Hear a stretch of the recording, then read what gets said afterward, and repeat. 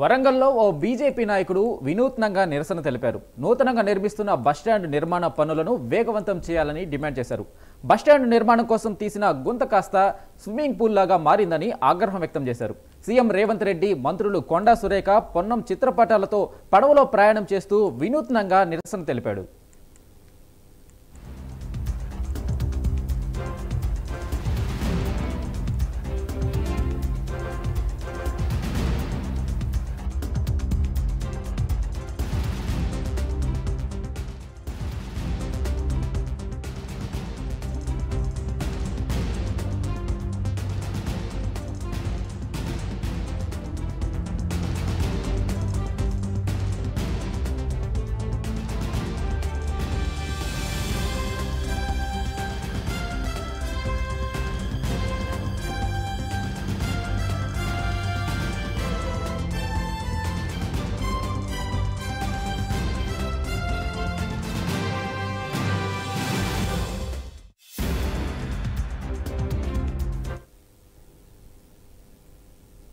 వరంగల్లో ఓ బీజేపీ నాయకుడు వినూత్నంగా నిరసన తెలిపారు.